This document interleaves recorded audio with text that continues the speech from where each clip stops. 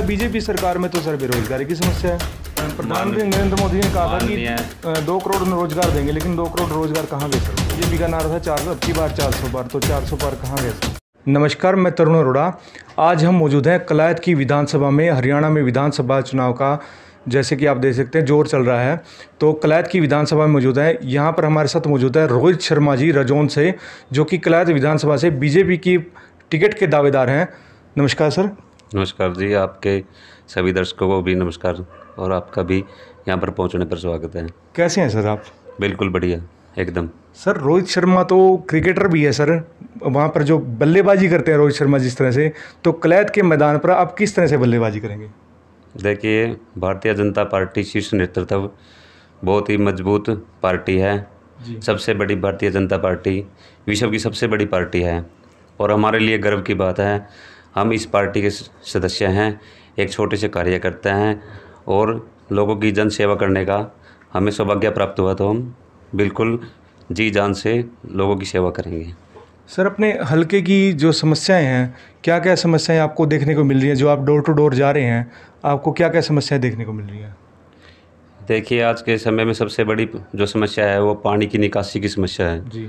जो पूरे हरियाणा में या सभी छोटे से छोटे गांव से लेकर बड़े से बड़े शहर महानगर तक आज जो है पानी की निकासी की समस्या है, जो काफ़ी मेजर समस्या है। उसके लिए जितना भी प्रयास किया जाए, जो जोड़ तालाब जो भी है, इनको सक्षम करेंगे पानी की, ताकि जो ये सीवरेज की पानी निकासी की समस्या है ये तत्काल प्रभाव से ठीक हो और पीने के स्वच्छ पानी, शिक्षा, सब जो जुड़ते हैं, भौतिक जुड़ते हैं, उसके ऊपर ध्यान दिया जाएगा। लेकिन सर रजौंद में नगर पालिका भी है, फिर भी सड़कें टूटी हुई हैं सर, बुरी हालात है। कमलेश डांडा जी जो पहले की बीजेपी की विधायक यहाँ से रह चुकी हैं, तब भी सड़कों का सुधार नहीं हुआ, तो अब आगे क्या जनता उम्मीद रख सकती है?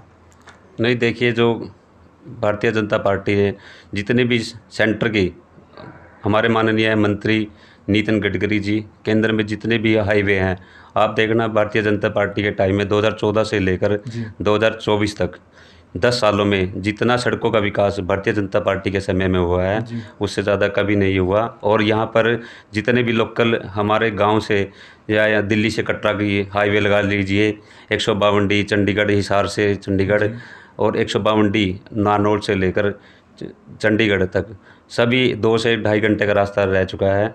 तो ये सारी भारतीय जनता पार्टी की देन है। लोकल सड़क जैसे रजौंद की, सर आप रजौंद के एमसी भी रह चुके हैं सर, तो सर इसके बारे में, नगर पालिका के बारे में मैं आपको कहूँगा कि एमसी भी होने के बावजूद भी यहाँ का विकास नहीं हुआ। कमलेश डांडा जो कि बीजेपी की विधायक थी, वो भी नहीं करवा सके, तो ऐसे क्या कारण रहे कि रजौंद का विकास नहीं हुआ? क्या आगे जनता उम्मीद रख सकती है सर? देखिए, रजौंद भारतीय जनता पार्टी का सबसे मजबूत गांव है जी। 14,000 वोटों का गांव है और भारतीय जनता पार्टी को हर बार जिताने का काम किया है।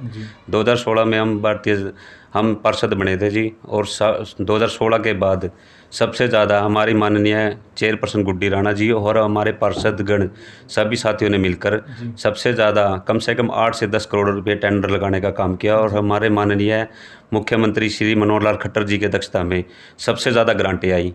तो हमारे लिए बहुत खुशी की बात है, हमारे उन शीर्ष नेतृत्व, ईमानदार व्यक्ति के नेतृत्व में हमें काम करने का मौका मिला।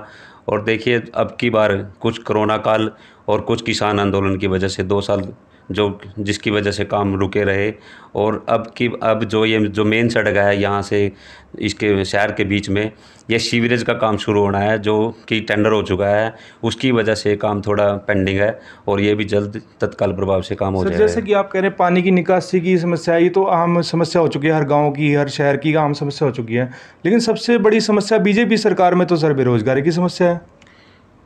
बेरोजगारी में प्रधानमंत्री नरेंद्र मोदी ने कहा था कि 2 करोड़ रोजगार देंगे, लेकिन 2 करोड़ रोजगार कहाँ गए सर? वो माननीय मुख्यमंत्री श्री मनोहर लाल खट्टर की अध्यक्षता में 16 से 21 में सबसे ज़्यादा बिना पर्ची खर्ची के अगर सबसे ज़्यादा युवा साथियों को रोजगार मिला है तो माननीय मनोहर लाल खट्टर जी की अध्यक्षता में मिला है। और अब भी 42,000 बच्चों का जो टारगेट रखा है, और अभी हमारे माननीय मुख्यमंत्री श्री नायब सैनी जी ने 600 टीजीटी टीचर लगाने का काम किया है। उससे पहले सीएम बनने की शपथ लेने के बाद 7,000 कौशल रोजगार देने का काम किया, और हर व्यक्ति को जिसको ज़रूरत है, जिस घर में रोजगार की कमी है, उसको जो उसके लिए सक्षम है उसको रोजगार पहुंचाने का काम। रोजगार भी दिए हैं, फिर भी बीजेपी का नारा था 400, अब की बार 400 पार, तो 400 पार कहाँ गए सर?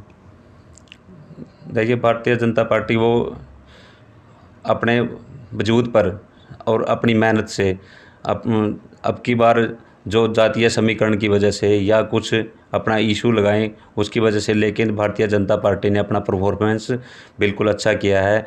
पीछे 300 से अब की बार कुछ यूपी में या दूसरे अदर स्टेटों में जो कारण रहा है उसके बारे में पार्टी मंथन कर रही है, लेकिन फिर भी पार्टी तीसरी बार, आप देखिए तीसरी बार भी लगभग 240 सीटें लेकर भारतीय जनता पार्टी तीसरी बार भी सत्ता में आई है।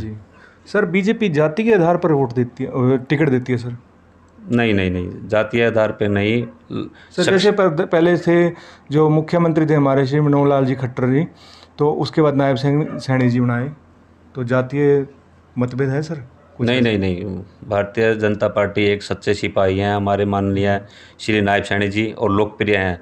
आप कभी सीएम हाउस में जाएं या आम जनता के बीच में जहां भी सीएम साहब मिलते हैं, लोग बिल्कुल मिलनसार हैं सबसे, और सबको लगता है हमारे बीच का नेता है। इसीलिए हमारे नायब सैनी जी को ये जिम्मेवारी दी गई। सर, बात करें आपके राजनीतिक करियर कैसा है सर आपका? कितने साल से आप राजनीति में जुड़े हैं? क्या बीजेपी से शुरू में या पहले किसी और पार्टी में थे? देखिए, हमारा ज़्यादा पुराना कोई राजनीति ना तो परिवार से जुड़े हुए हैं, हम एक किसान के बेटे हैं। तो 2016 के में जब हम पार्षद बने, उसके बाद हमें भारतीय जनता पार्टी की नीतियों से प्रभावित हुए, और अखबार में और हमने जो काम की जरूरत पड़ी या सार्वजनिक काम हम माननीय मुख्यमंत्री श्री मनोहर लाल खट्टर जी के पास लेकर गए। उन्होंने सब कार्य करने का पूरा योगदान किया, जिसकी वजह से हमारा सबसे ज़्यादा भारतीय जनता पार्टी में विश्वास पैदा हुआ है, और हमारे लिए गर्व की बात है हम भारतीय जनता पार्टी के सदस्य हैं। सर, डोर टू डोर जो आप जा रहे हैं, कितना लोगों का समर्थन आपको मिल रहा है? बिल्कुल, लोगों में लोकप्रियता है जी, जिनके परिवारों में बिना पर्ची खर्ची के रोज़गार मिला है।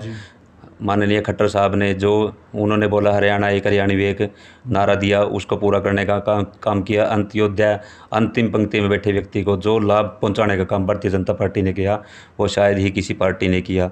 और आप देखना, इस भारतीय जनता पार्टी में छोटे से छोटे कार्यकर्ता को आप कहीं भी पता नहीं किस मंच पर वो पहुँच सकता है।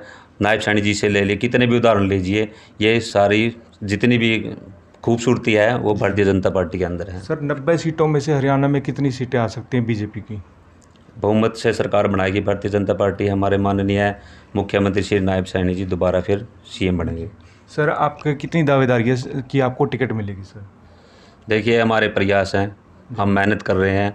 भारतीय जनता पार्टी कार्यकर्ता की अनदेखी नहीं करती है, और हमारा गांव राजौंद है, हमें गर्व की बात है, हम राजौंद गांव में पैदा हुए, बड़ा सक्षम गांव है। पहले भी यहां से 2 बार सतविंद्र राणा जी विधायक रह चुके हैं। अगर सपोज सर, अगर आपको टिकट नहीं मिलती है तो क्या आप बीजेपी पार्टी छोड़ देंगे या आज़ाद चुनाव लड़ेंगे? बिल्कुल नहीं जी, भारतीय जनता पार्टी के एक सच्चे सिपाही हैं, भारतीय जनता पार्टी के लिए काम करेंगे। पार्टी जिसको भी फूल देकर, कमल का फूल देकर भेजेगी, उसको जिताने का काम करेंगे। जी, धन्यवाद सर। तो देखिए, जनता अपनी राय कमेंट बॉक्स में जरूर दे कि रोहित शर्मा जो राजौंद से हैं, कलायत हल्के में कितनी बल्लेबाजी कितनी अच्छी तरह से करते हैं। तो कमेंट में अपनी राय जरूर दें। इस वीडियो को ज़्यादा से ज़्यादा शेयर करें, ज़्यादा से ज़्यादा लाइक करें।